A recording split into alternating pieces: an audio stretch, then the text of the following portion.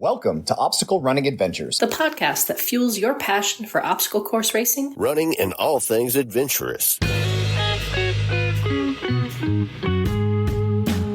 Whether you're a seasoned pro or a weekend warrior, we've got news updates as well as interviews with athletes and other key members of our athletic community. As a weekly show since 2017, we have covered everything from championship and virtual races to fundraising events and FKTs. And now, here are your hosts, Michael Stefano and Caitlin Ritter. Standing on the corner, lost all my clothes. Hey guys, it's Michael Stefano. And Caitlin Ritter. And Michael, how was your weekend? Pretty good. I had a video game night, which kind of turned into a baby night. I had Maddie, Danny, and Chris over to play some video games, and some of the babies came over. Oh my gosh, those people are all dads. I know.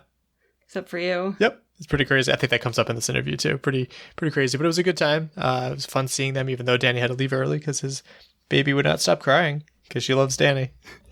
It's actually very sweet that she's so attached. But it was fun to get everyone together. I haven't seen them in a while, so pretty good. How was your weekend? It was busy. Saturday I went tulip picking, which is fun, but then I learned tulips are like very poisonous to cats and Timberlake seed plants. So sounds about right. Now they're on top of the microwave. Yeah. Let's give a shout out to our sponsors. Shout out Mudgear. Use code ADVENTURE for 15% off your next Mudgear purchase. And Caterpie, use code OCRReport20 for 20% off your next Caterpie purchase. And you can also use code OCRReport20 for 20% off your next Spartan, Deca, or Tough Mudder events. Perfect. It is the first episode of the month, so we're going to thank the $3+ Patreon supporters. Jason Dupree, Samantha Thompson, Matt Putton, Bradley Keel, Charlotte Engelman, Aaron Grindstaff, Laura and Stephen Ritter, Hank and Arlene Stefano, Cheryl Miller, Jessica Johnson, Christopher Hoover, Kevin Gregory Jr., Evan Eyrick, Ashley Rice, Brent George, Justin Manning, Logan Nagel, Angela Bowers, Asa Connington, Thomas Peterson, Seth Renderknech, and Robert Landman. Yeah, thank you guys so much for the support. We greatly appreciate it. And to the OCR Report for being a great home for us on the internet. And to Will Hicks, the Podfather. Check it out over at theocrreport.com. We're talking movies in the group text, so that's fun. Yeah, and there was a hot take. Oh, about Star Wars? Me. Oh, that like you can name a favorite movie. I can name a favorite movie, but I don't have like a top 5 list. Fair. And to our sponsored athletes. Javier Escobar, Kelly Sullivan, Ryan Brizlara, Joshua Reed, and Kevin Gregory. Nice way to get to some poll results. So I posted, do you like matcha? Because Caitlin got me a matcha on National Matcha Day, which was not the matcha that I spilled on the floor when I was hungover. I was going to say, I just realized I got you matcha back-to-back days and you only drank one of them. Yeah. But hell yeah, got 42%. It's okay, got 8%. No, it tastes like dirt, got 17%. And I haven't tried it yet, 33%. Meme of the week, we're going to skip. We haven't done much of that this week. This year. Yes, correct, this year. But we're going to get to some quick news. Some of these are news stories that I've had for a while that I've been meaning to get to. So I have this one on the screen, Caitlin, because it was hard for me to find because it was back in March. But Hildervet has a permanent course now. They said, we just dropped an epic article on the Hildervet OCR's new permanent home in St. Augustine, Ironwood Forest.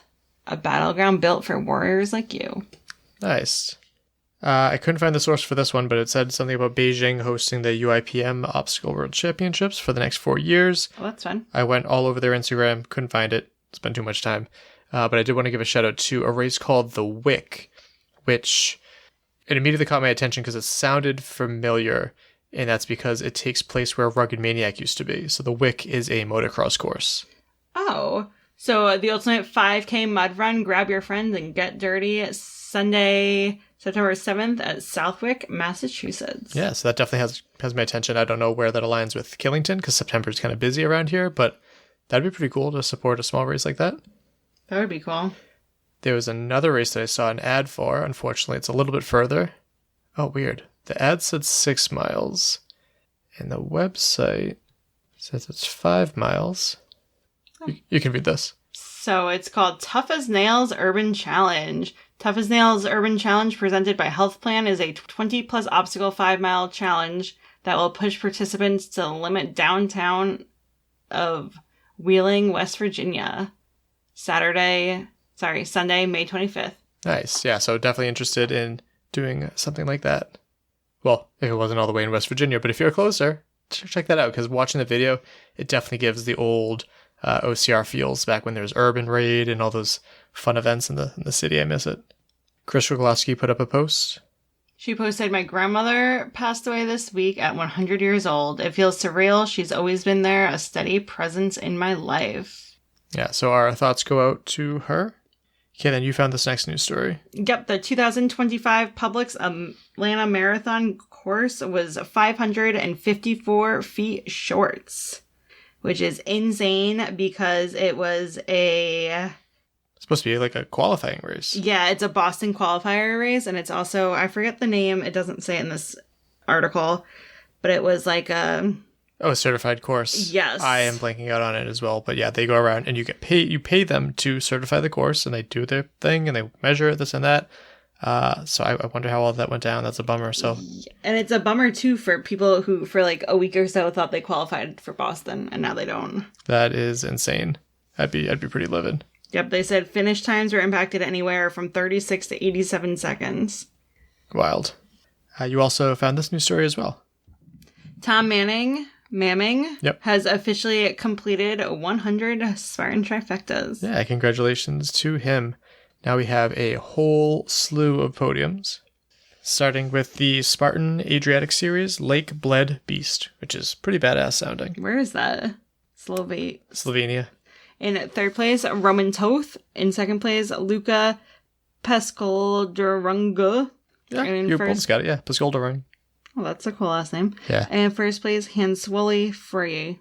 Yeah, we had Luca on a previous episode. And for the women, in third place, Camilla DiPoli. In second place, Lena Weller. And in first place, Veronica Drinkova. Perfect. Now we're going to go to the Wairua Warrior Race, which this is the 3K. And this is in New Zealand. For the men, in third place, Garth Morris. In second place, Rise Cunningham. And in first place, Nathan Edwards. For the women, in third place, Hania Aitken. In second place, Sam Beal. And in first place, Cody Scott. And for the 5K? In third place, James Crowther. In second place, Rise Cunningham. And in first place, Nathan Edwards. And for the women, in third place, Joanna Chandlers. In second place, Cody Scott. And in first place, Sam Beal. And the 10K.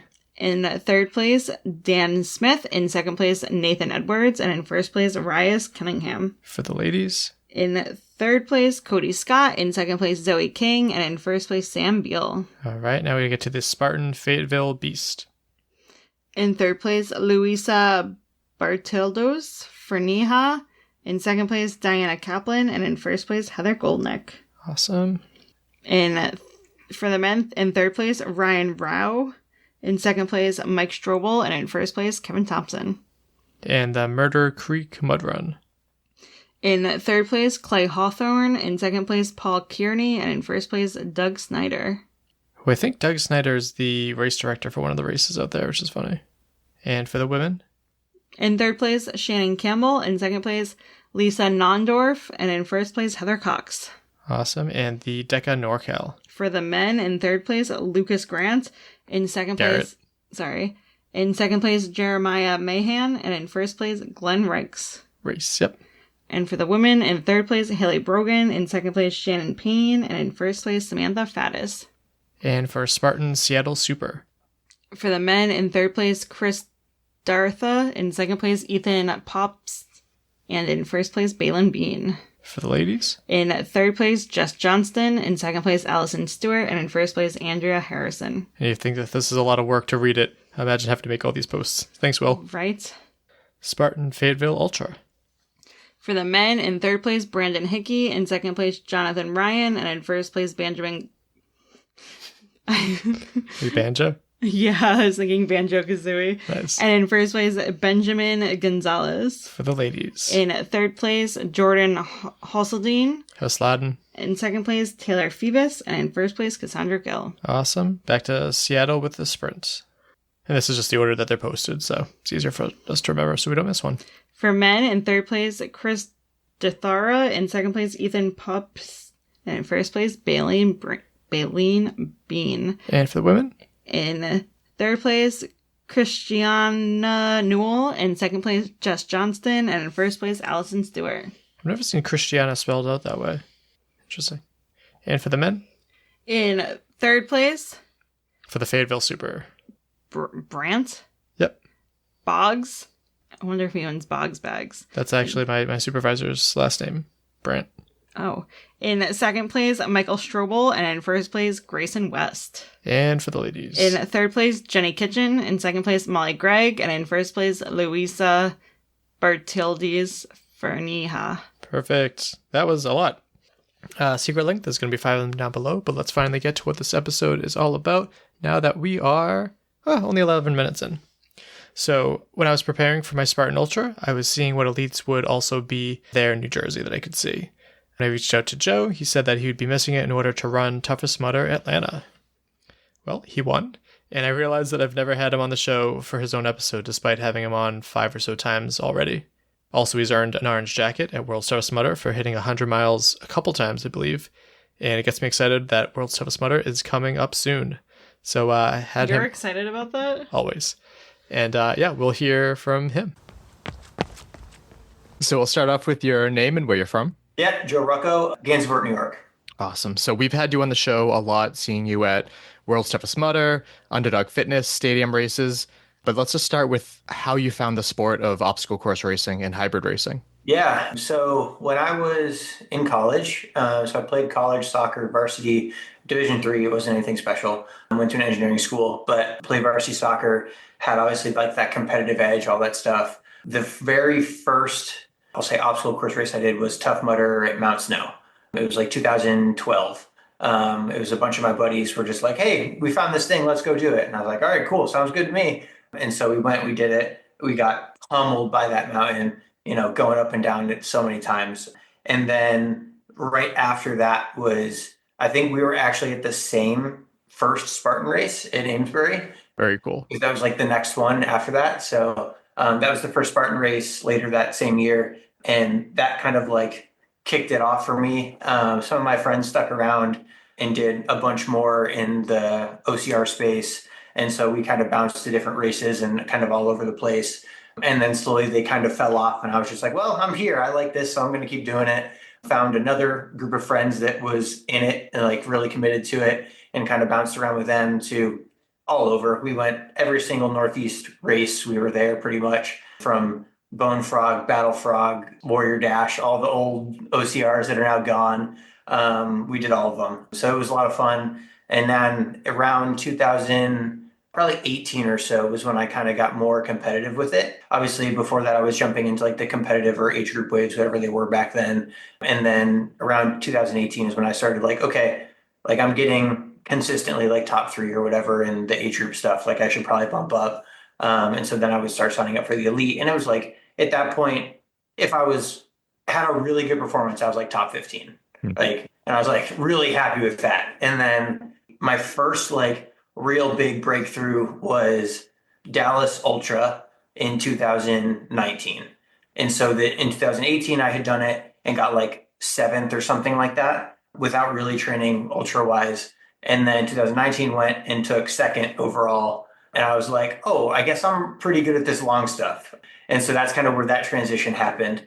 And then like from a hybrid perspective, obviously, I've done WTM and all of that stuff from like OCR stuff, but hybrid perspective was really more last year. So I joined the Underdog Fitness team, and obviously they're big into the DECA and the high rocks and all the hybrid stuff. So a couple of their events, I just kind of showed up and Kevin was just like, all right, hop in, figure it out. And so I ended up running a race with him, like my first DECA mile. And we set, at the time, what was the current fastest DECA mile for teams. And I was like really pumped about that. Went home that night. And then next day, Zach Tate and him beat the record the next day. And I was like, what the heck, guys? Come on. You couldn't even give me 24 hours. So that was like my intro to hybrid. And now getting into it kind of more, I'll say more in depth, right? Because now I'm doing more of the DECA stuff. I've done 3 or 4 high rocks now. Did a doubles with AJ Golick from Underdog Fitness as well. And we went nice and fast, qualified for world championships. So that was cool to do as well. Awesome. So the bulk of this interview I plan to do on OCR, but I want to talk about hybrid a little bit more. Yeah. Tell me, because I know you've gone to DECA World Championships too. What's the vibe like there? It looks like a lot of fun. It was a lot of fun. So I went last year. That was the only time I've gone. And it was mostly just to support the Underdog Fitness. I did not personally qualify for anything. So it was just go hang out and support them, be support crew, if you will, for DECA World Championships. And so it was a blast. The vibe there was awesome. Everyone was like really invested. And so we had people screaming and yelling every heat. We had Underdog Fitness people going, and it was fantastic. I mean, I will say this, it's a different vibe than like a High Rocks venue. If you've been to one of those, that is chaos. And it's like, there's so much going on all the time. Whereas the DECA World Championships event specifically was very focused because it was like one race at a time almost. So you knew exactly what was happening. You knew who was going, and you kind of like could follow them in their races, which was cool. Yeah, it might be talking a little bit out of turn, but it almost feels like High Rocks has the production value. Yeah. But DECA has like the homegrown like community aspect to it. I'd agree with that. Yeah, awesome. And then also, I've also talking my ass because I haven't had too much exposure to hybrid racing, but it almost sounded like a World's Toughest Mudder vibe with DECA World Championships, in that it's everyone cheering for each other, which there's a lot of camaraderie in these sports. But that it's like an all-day event, and there's just so much going on. And I've never made it up, but I want to sometime. Yeah, definitely recommend it. I would agree that it's got a similar feel to kind of WTM and like how everybody is kind of supportive of each other. You obviously have the elite races that are very intense, and you have like I'll say your picks, if you will. Right. But yeah, you're supporting everyone. It's great. So the big two has been DECA and High Rocks. What are your thoughts on, let's see if I can get this right, not the Dirty Dozen, but the Deadly Dozen? That's like the new one rolling out, right? Yep, yeah. And so Underdog Fitness is an affiliate for them now, which is really cool. It's a different spin on it, right? Because it's almost like a combination of the two to some extent. You get some different aspects with some of the dumbbell movements and stuff in Deadly Dozen, which I think is cool. It's just like a different take. I'm very curious to see how it how it gets a hold in the US, because I know it's coming from abroad. So like how much High Rocks and DECA have grabbed a hold of like the shares, if you will, and how much Deadly Dozen can insert them. But it's an interesting like difference between the two. And so it will be cool to see. Like I'll do my first one when I go out there to Underdog Fitness for Memorial Day weekend. They're doing their Deadly Ergs version of Deadly Dozen. Yeah. That'll be my first exposure to it. And it's like a 3-in-1 weekend too, right? I think they have like DECA events. Yeah. And High Rocks, that's super cool. Yeah. And talking to Jess and Molly about it too, it sounds like duration wise, it fits more into a High Rocks kind of event in terms of like the stations being a lot longer, but I'm interested to see how that goes. Yeah. Yeah. So going back to, Tough Mudder, explain to me your background in finding the not just regular events, but the endurance series of Tough Mudder, right? Like the World's Toughest Mudder, Toughest, and Infinity. So my first exposure to like the endurance series, if you will, was Toughest. Was it Massachusetts? It was an 8-hour one back then, but it was midnight to 8 a.m. And so that was that in, I think it was Sturbridge, Mass, or something like that. It was like in that area, but it was. Or Charlton, maybe. I think Charlton, but I could be wrong. And so that was my first like kind of go at anything like that. I think that was 2018 as well when I did that one, but it was more of I've done all of the other ones. This one popped up like, this sounds cool. I want to give it a try. And so at that race, it was similar things. It was like 5-mile loop, just like it is now. And like I said, 12 a.m. to 8 a.m. And I had never run, I think, more than a beast distance at that point. So, 13-ish miles, 15-ish miles. And I came out of that one, I did 40 at that one.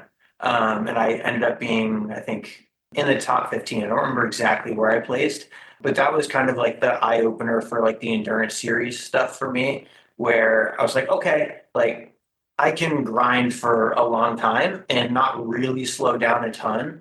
And that kind of grabbed me a little bit and kind of pulled me into like that aspect of things. And so that went on to the format change of 8 p.m. to 8 a.m. for the toughest, and pulled me into those. And they introduced the infinities, and I did a couple of those. And so it's just pulled me more and more along as it's gone. So the difference between, because I haven't done an Infinity yet, but Infinity is done during the day while regular Tough Mudder is going on. Yeah. Toughest is obviously at night. How does like it work with like the obstacles opening? Because I know World's Toughest Mudder, it's rolling start. Yeah. Toughest Mudder is typically kind of like a rolling start. What's the difference between that and Infinity? Yeah, it is. So toughest does have a rolling start as well. At least for the past three toughest that I did, Mudderhorn has been open immediately, and they usually have like a swamp stomp or some mud obstacle open as well on the first lap. And then it's every half hour versus every hour like it Worlds.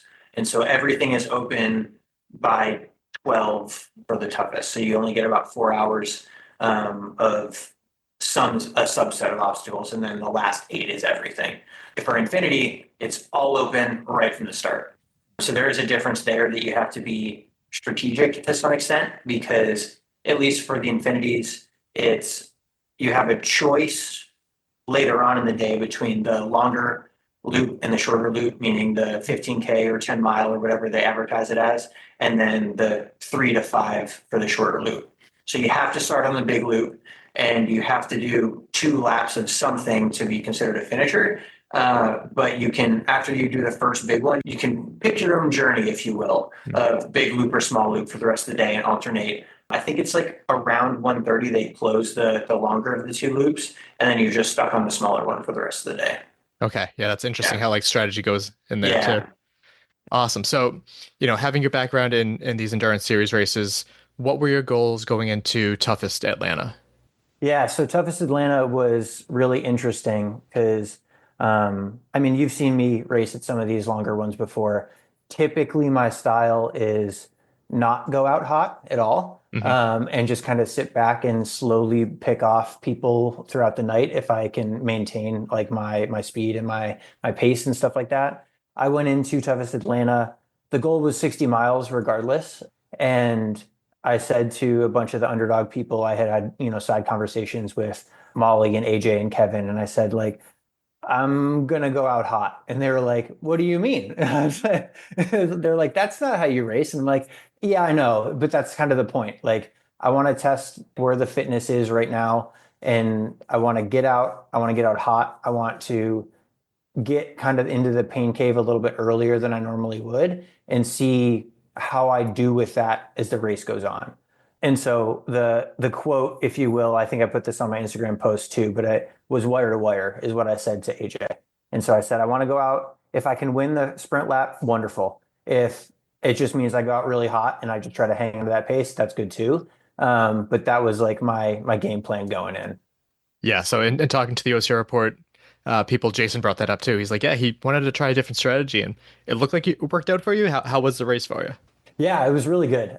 So I went out hot. The first lap was like 37 and change or something like that. So I went out very hot. My heart rate was through the roof, way higher than I normally want it to be in a race like that. But I came through, and then I knew obviously I was in first because I won the sprint lap, but I wasn't sure like the gap behind me. And so I tried to keep the pedal down as much as I could, like for the next couple of laps. Obviously I slowed because I didn't want to blow myself up for the end, just 12 hours, right? So the next couple, like I pulled back a little bit, but I kept trying to push. And about like lap 4, I talked to my pit crew and I was like, is anybody like closing the gap? Am I like losing ground? Is anybody trying to like keep up or anything? They're like, nope, you're good. Just keep going. And I was like, okay. And that's pretty much all the detail they gave me.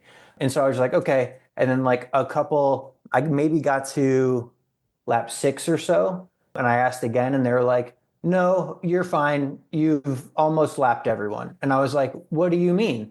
And they were like, you're closing in on like 4th, 3rd, and 2nd to lap them. And I was like, oh, okay. And so then I said to them, like, well, that's the goal then, right? Is to just keep going and see if I can close that gap even more. Because obviously they're not moving slow either at that point. So I ended up, I think around lap 8 or 9, I had caught up with everyone.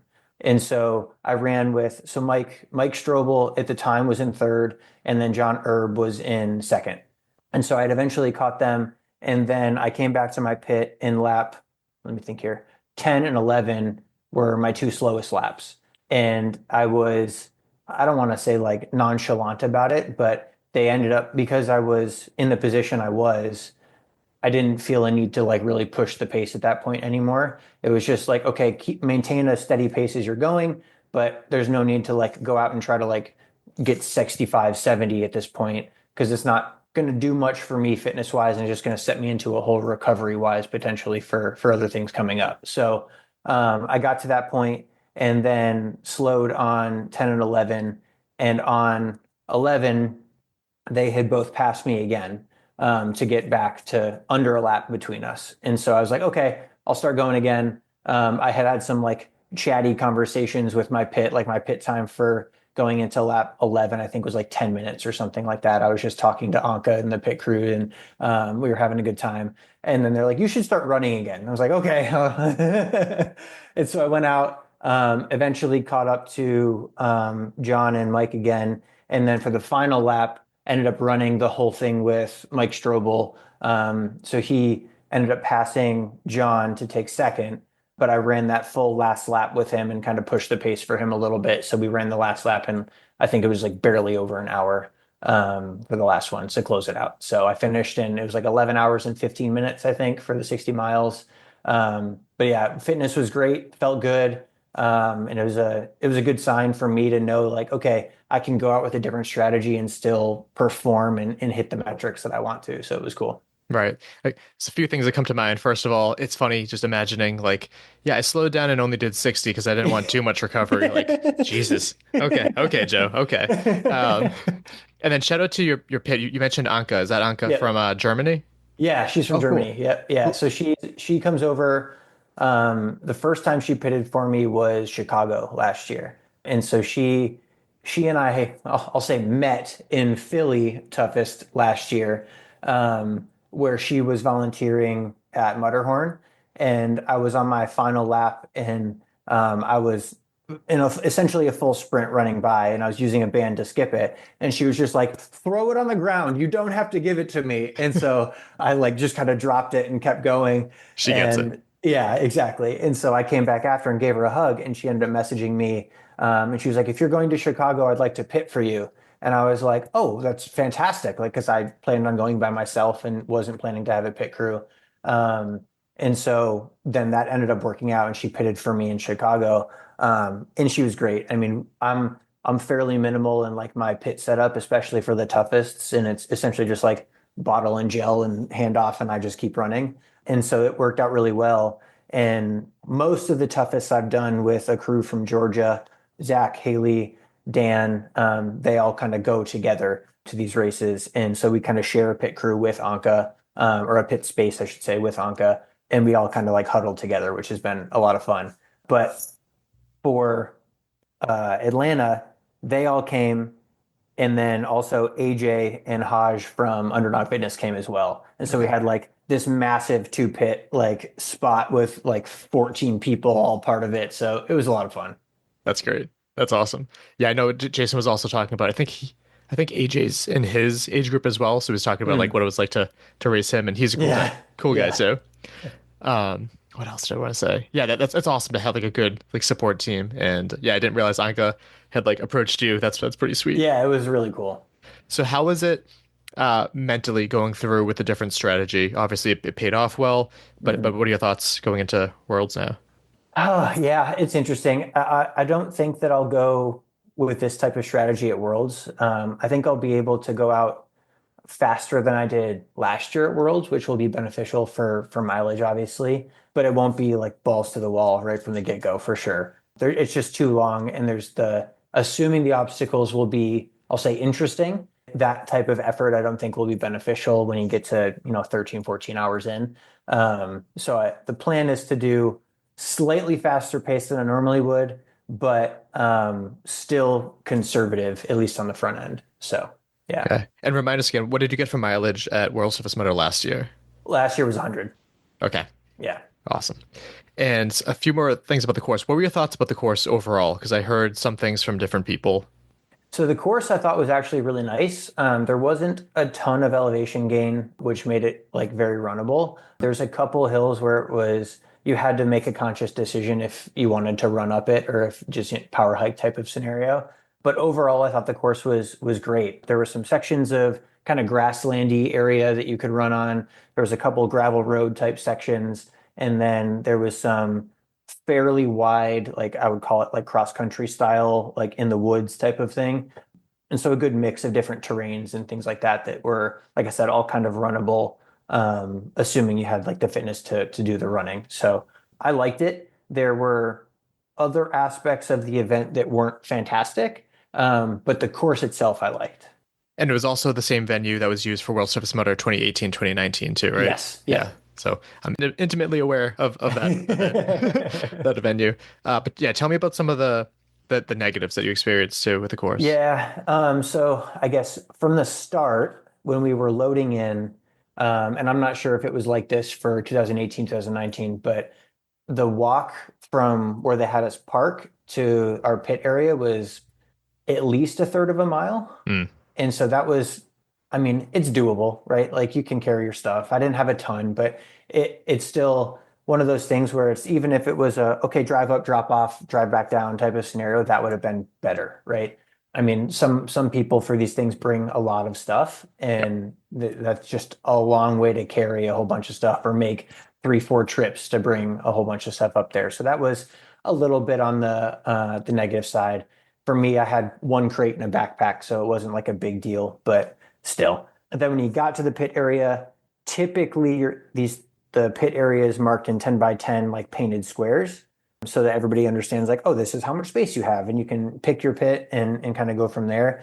That didn't happen. So it was just essentially a free for all in the pit area of like, okay, I guess I'll set up here. And then everybody was like kind of, all over the place and not really super organized. So that was an interesting kind of wrench in the whole system of the pit area. And then there was some, what's the best way to put it? Like arguments, I guess, between the participants and some of the staff that were there, race directors and things like that, because of that like not well laid out pit area. And so we had set up some stuff and they said, oh, no, we need to clear this spot for like a walk through lane so that people can come through and get to their pits and then get out on the other side. And then when we actually started going, like that wasn't in use, and they made us like come back the other direction anyways.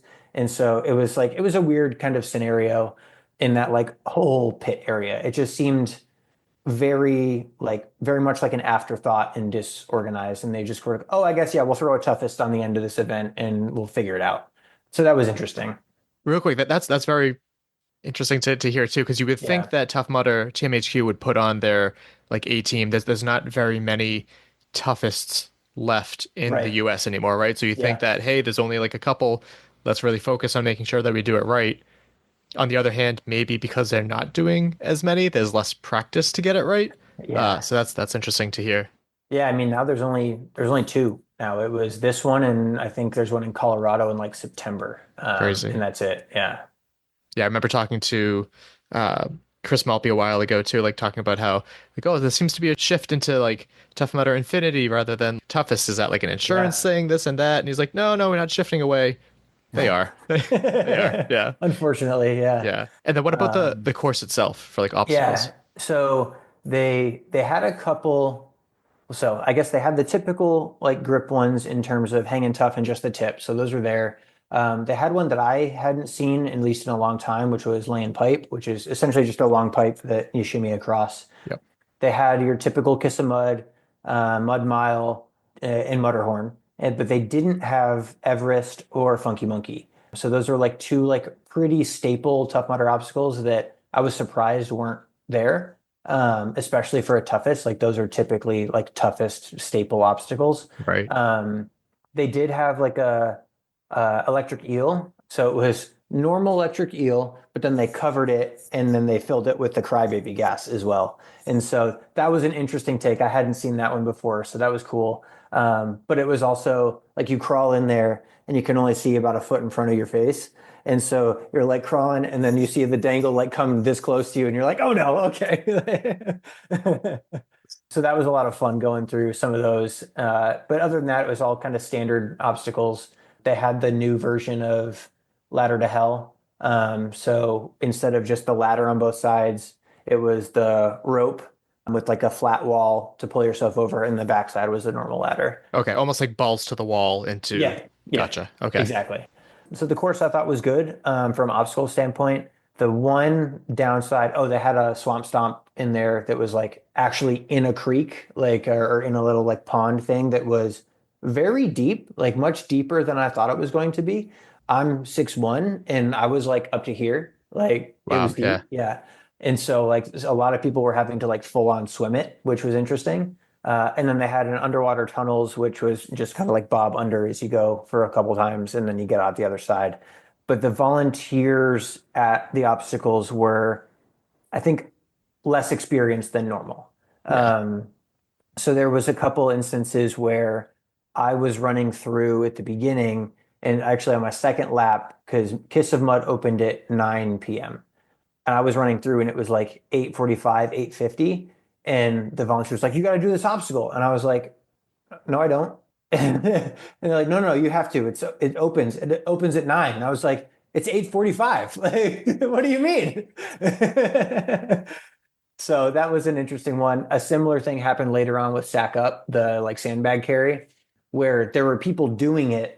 And so I got there and I grabbed a sandbag and we went through. And then the next lap I came through and they're like, "Oh no, it's not open yet." And I was like, "Wait, I literally just did it. So like what's happening?" Weird.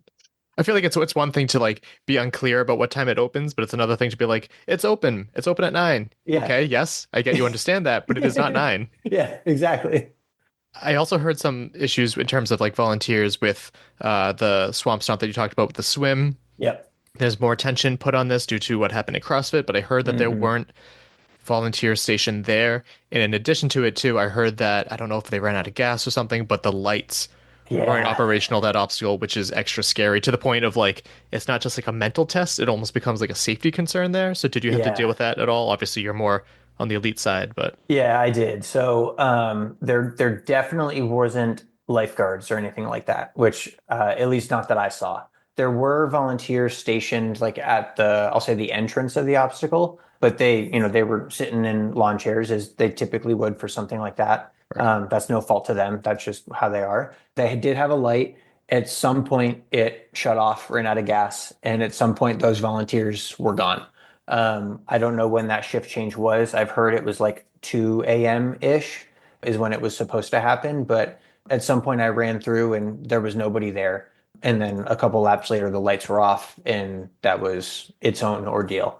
Obviously, because I'm taller, I didn't really have a major issue because I could touch for 95% of it, touch the bottom. But yeah, for the people that are shorter than me or, were struggling, physically at that point in the race, like that's dangerous. And it's concerning that like Tough Mudder didn't think about that from like a safety scenario because of how deep it was. Like we jumped in a couple times. There was a bunch of like logs and rocks on like the entry point too. So like if you jumped in recklessly, like the leaders tend to do, right, it's like you could mess up an ankle and then you're in neck deep water trying to figure out, how to get out of there. So. Yeah, especially when you're X hours into the race as well, too. Yeah. Yeah, that is definitely a little concerning too. Then also I plan to get to this later too, but the numbers weren't the best for this event. No. And so having it just more sparsely populated and stuff too, there's less people to see if something happens too. So it's just kind of like, sure, we're lucky that nothing happened. It seemed like it was a culmination of a whole bunch of like bad things there, which is unfortunate. But going to the Crybaby Electric Eel one, I heard that was pretty brutal from a lot of people. Did you find like a good lane? Because I found that some people were saying that there was like one specific lane that people were just getting lit up. So once you found like your lane, you were good. Yeah, I got lucky. When I went in, I found a lane. It was essentially like dead center of the obstacle.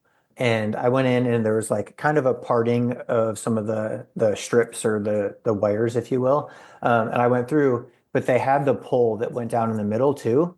Like in I'll say lengthwise middle of the obstacle that had like the wrap around it. So if you weren't careful, you just like rubbed against that. The very middle, the one on the left went up and the one on the right kind of like went down a little bit. And so there was like a gap. Okay. And so I found that, and then I would like shimmy almost diagonally to the right, and there was like a good lane to go that way where there was only a couple low ones where you kind of like stuck your head in the water and just kind of like ducked under it. But I got hit of the number of times I went through it, probably 8 or something like that. I got hit twice. And it was like top of the shoulder, so not too bad. Okay. And actually, for some of the listeners, my wife included, explain what it feels like to get shocked. Because I have talked to a lot of people. I hear different answers from different people. What does it feel like to you? Yeah, I think for me, it's very much like not like a really hard punch, but like definitely like contact, like somebody just hit you like in the shoulder for me, because that's where I got hit. So like I got hit and I was like, I like jolted like that, like somebody just kind of gave me a nice firm one of those on the shoulder. So at least for me, that's what it feels like.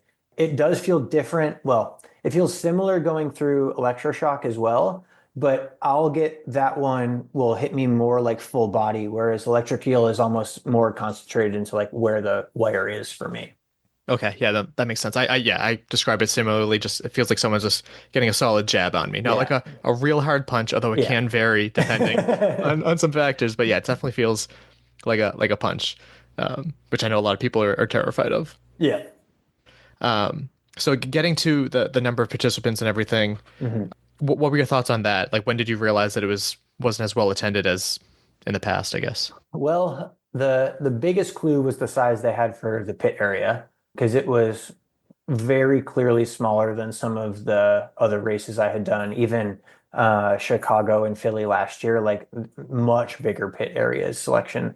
And so just getting there and going, wait, this is the pit area? Like, this seems really small. And they're like, no, yeah, this is it. Kind of set your stuff up. And then you get into the start line and it's like, okay, everybody push to the front. And we push to the front and I like kind of poked my head up and I was like, oh, we're only half filled the corral. Like that's it. Oh, interesting. So I felt it there. And then obviously when you're running, especially later in the night, like in the kind of the witching hours, if you will, like that 3 a.m., 4 a.m. time frame, it felt like there was nobody on the course.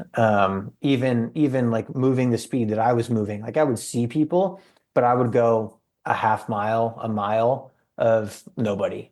And I was like, geez, like it's empty right now. I think I saw a number of like 170 or something like that total, which is quite low.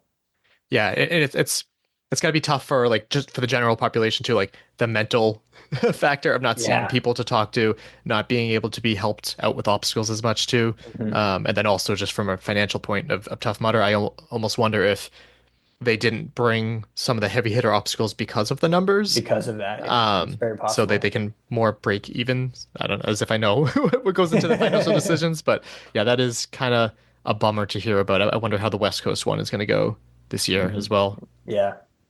And kind of to your point though, too, like with less people and some of those obstacles, like a lot of times, like Dave, he goes to Mudderhorn, he sits there all night long, Dave Didier. And he sits there all night long and help people. So he was there and that was great. And he had a couple other people come and help at Mudderhorn as well.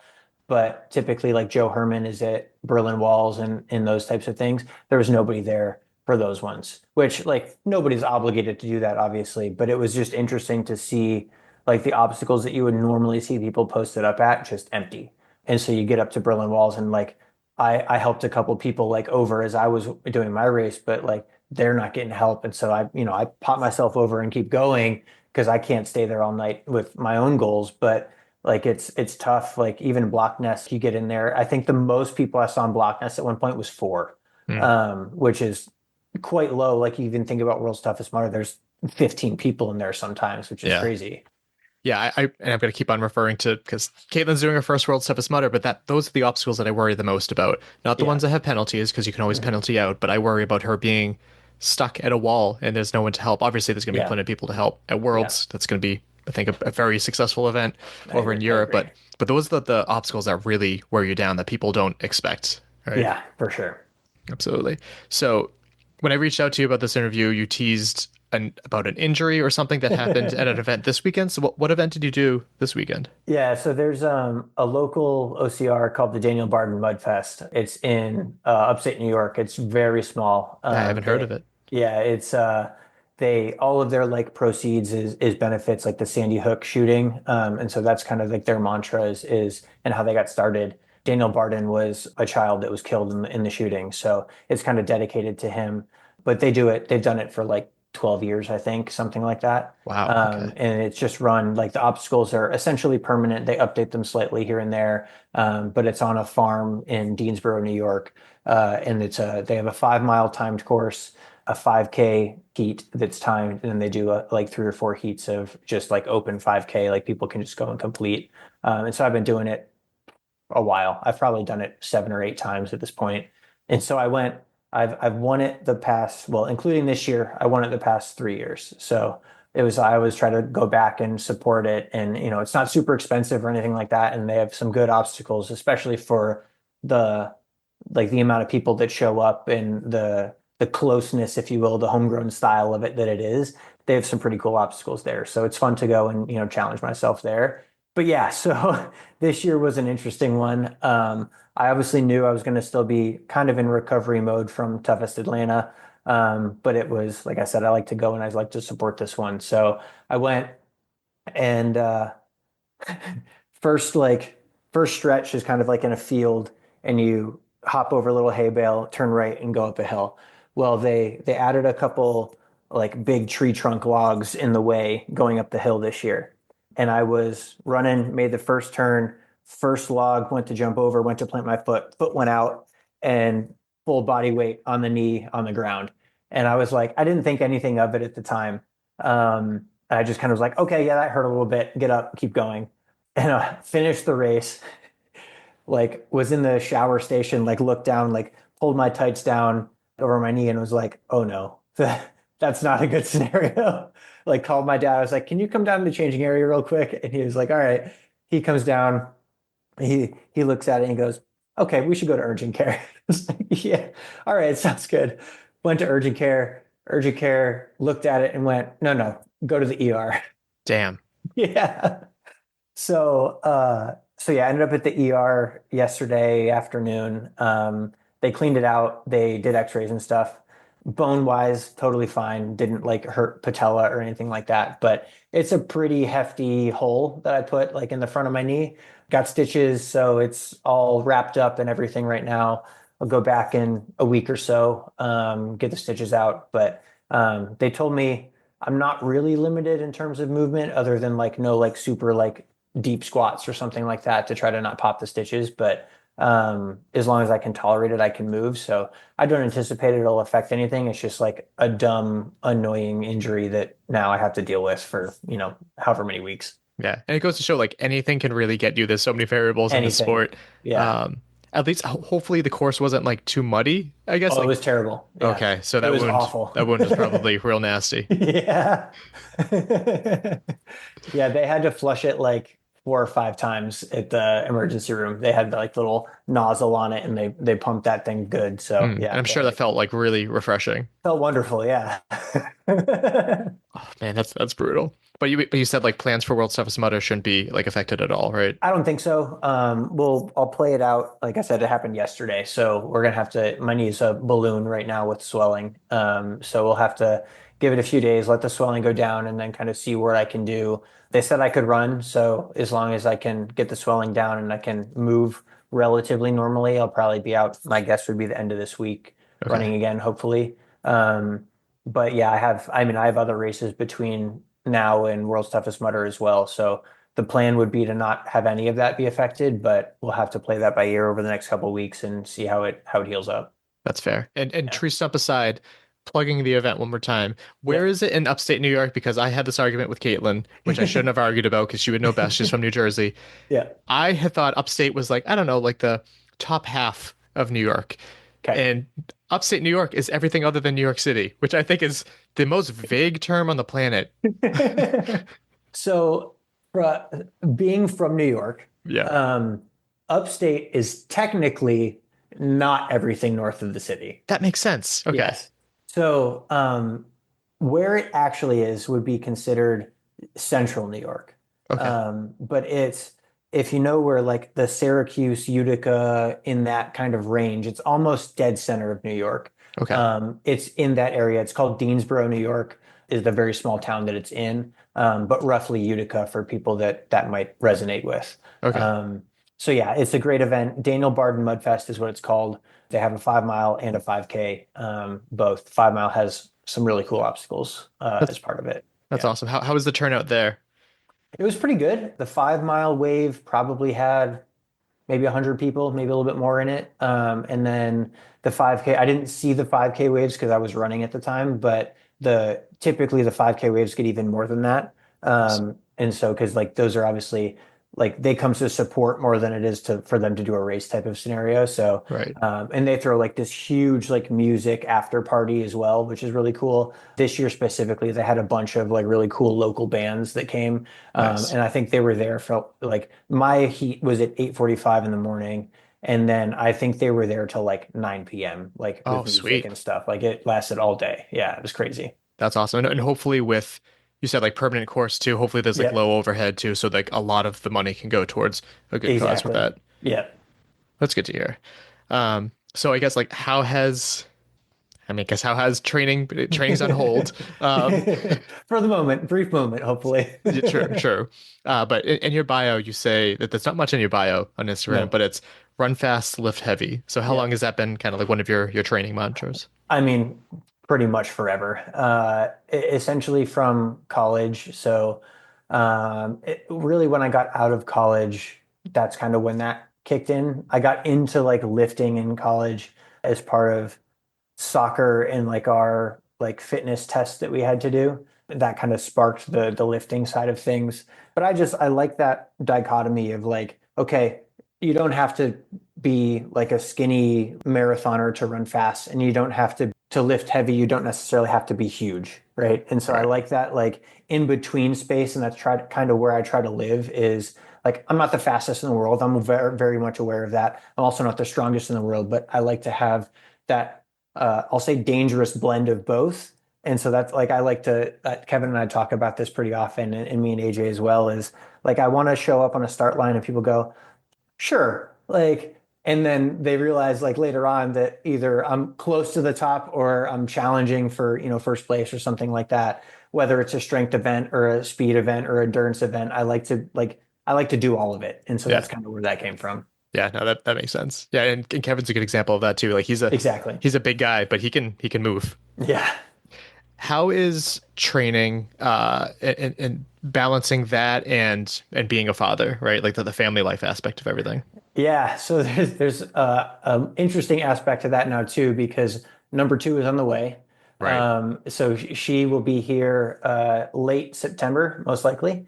But in terms of kind of current state, it's difficult. I'm not going to say it's not, right? Because obviously I want to spend time with my wife. I want to spend time with my son. He is a ball of energy. He's going on 2.5 now, and he's a wild man, and it's great and it's so much fun.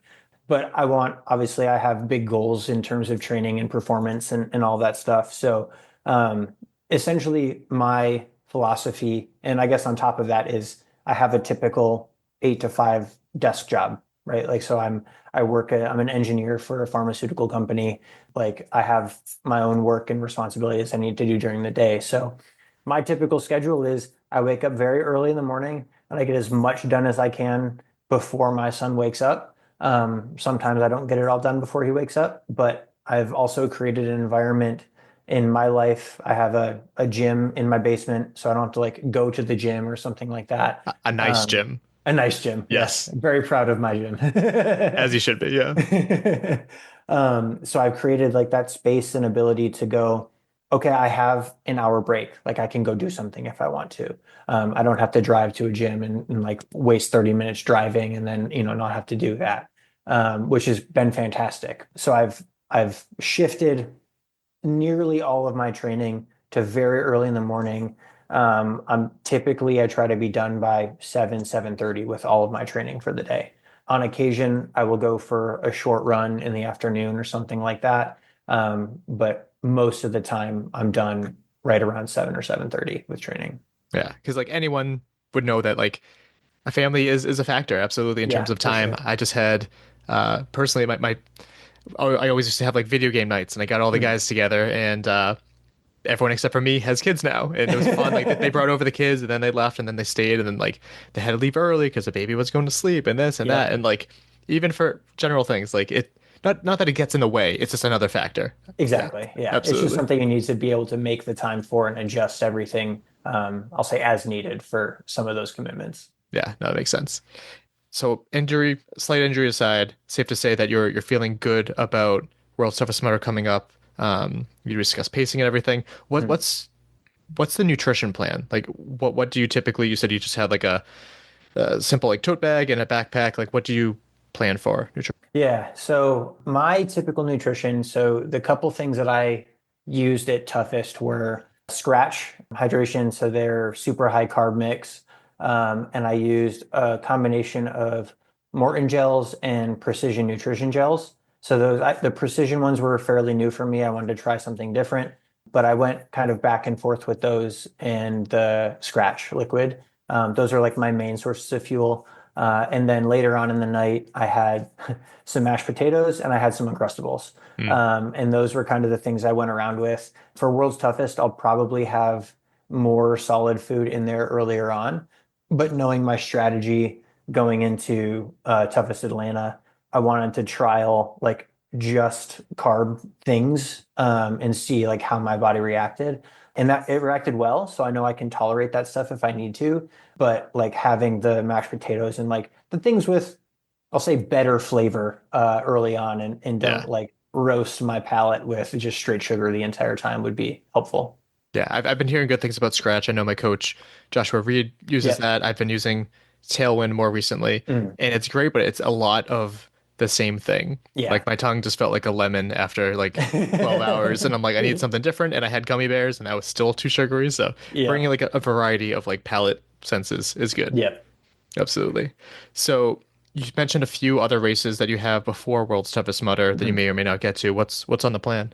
So the next on the docket is Memorial Day weekend at Underdog Fitness. So that the plan is to go out there and do that stuff. That's probably the one that's most up in the air right now with everything. It just will depend. It might be an easy weekend where I just like go do a couple that not really try super hard if that's what I need to do. The weekend after that is High Rocks, New York City. I think I'm currently signed up for 4 separate races there. A couple mixed doubles, men's pro, and then men's doubles. So that will be a fun weekend. Hopefully everything is solid for that. I'm racing with Kelly Sullivan in mixed doubles on Friday night. So that should be awesome. a blast. Yeah. Then after that, I have a break for a week and then High Rocks World Championships in Chicago. Right. I'm racing with AJ in the men's pro doubles there, and then break, and then World's Toughest Mudder. Sounds like a lot of good endurance events there. Yeah. That's awesome. And then as for the plans to travel to the UK, any worries about like jet lag or anything? What's the plan for that? So I'm flying there on Tuesday, the Tuesday before, to try to give myself at least a few days to kind of acclimate and get myself in like good working order before the race happens. I splurged and saved some money and bought business class so I could have a bed, which I didn't like the price tag of it, but I needed that bed. So fair. Especially on the way back, I'm not going to want to sit in economy after hopefully running 100 miles again and be cramped in like L position the whole time, So yeah, so that's the plan. I'm hoping that the 4 days should be enough. I think it will be to get like myself on that schedule. I mean, it's a 24-hour event, so if you're not on the schedule, I mean, is it really going to affect you that much? You're staying up for 24 hours anyway, so. That's a good point. Yeah. I'm not a religious man, but I imagine hell to be having like leg cramps on an airplane on the way back. Like it's got to be something along the lines of that. It's not fun because I can attest that after Toughest Atlanta, we had a flight home that same day. So we went from Toughest Atlanta back to the Airbnb. We all showered very quickly and immediately went to the airport for like a 3 p.m. flight. And so me, AJ, and Hodge were all sitting in the plane just like, Jesus, this is terrible. Yeah, I can only imagine. Absolutely. And I guess anyone that you'd like to thank in terms of like your training, how this event went and everything. Yeah, I mean, everybody at Underdog Fitness, I think specifically Kevin, obviously he and I program, some of my stuff together. So he and I are very close in kind of my plans and like the things that I'm adding in and taking away as races get closer. And AJ as well. So he and I bounce a ton of training ideas off of each other.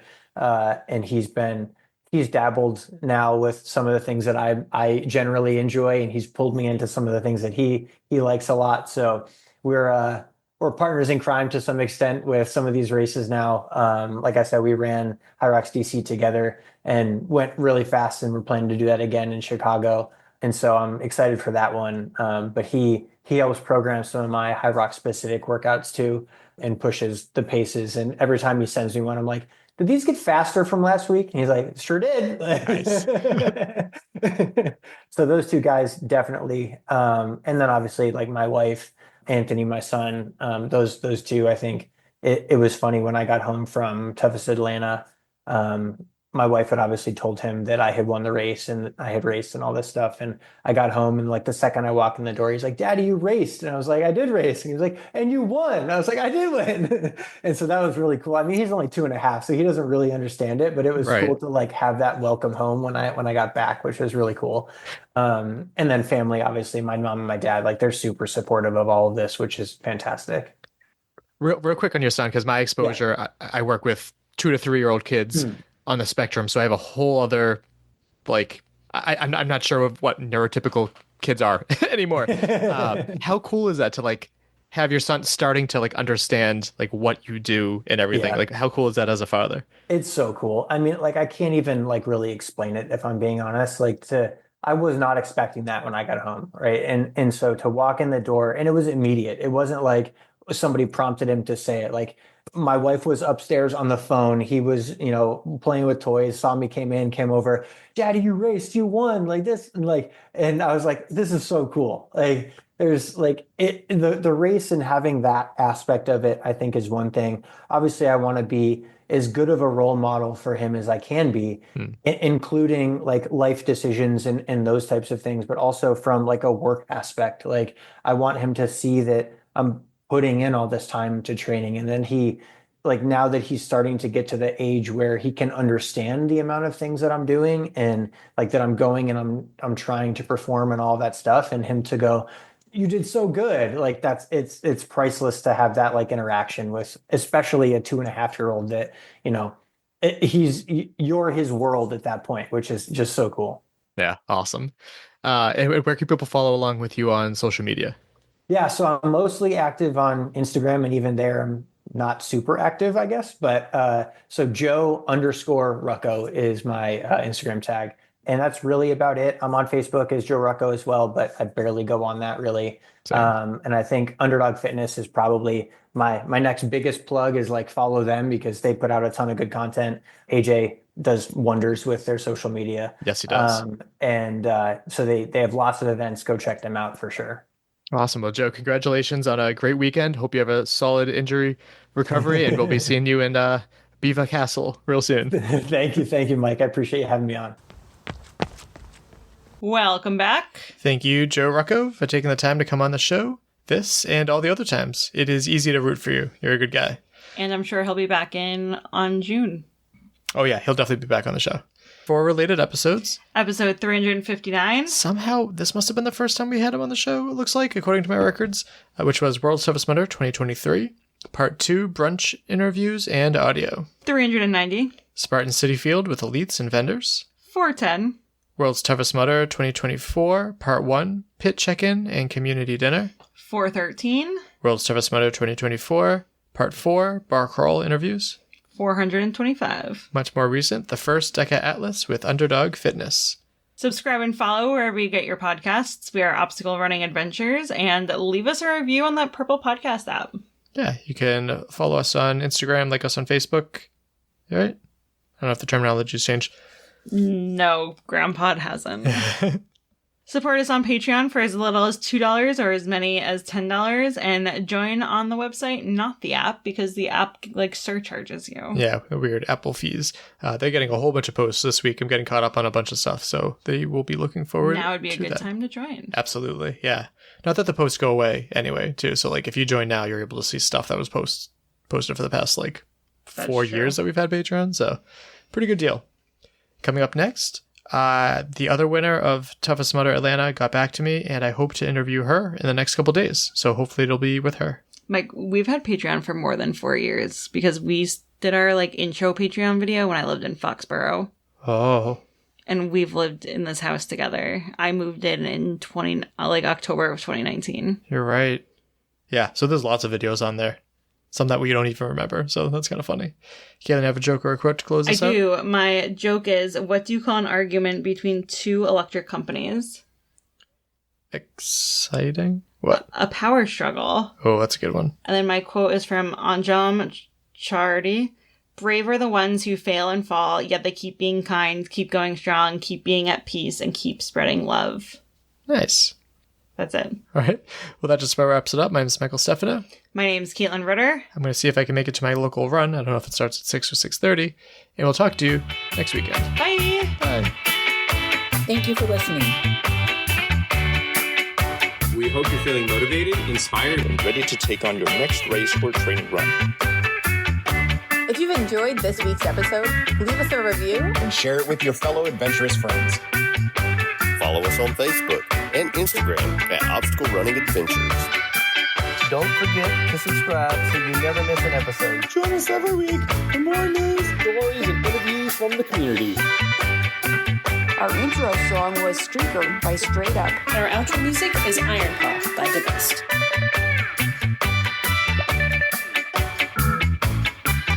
There we go. Hey, Mike. Hey, how's it going? Good. How are you? Pretty good. I appreciate the Avengers Funko Pops that you... Yeah. The awards don't hurt either, you know? Yeah, right.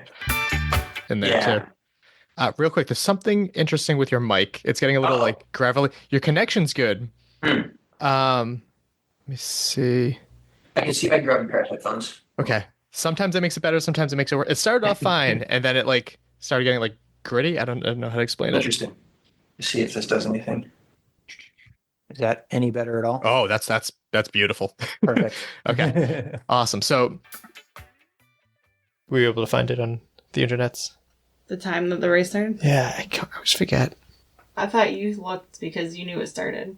Yeah, it says it starts today, and I didn't put a time, which wasn't very helpful.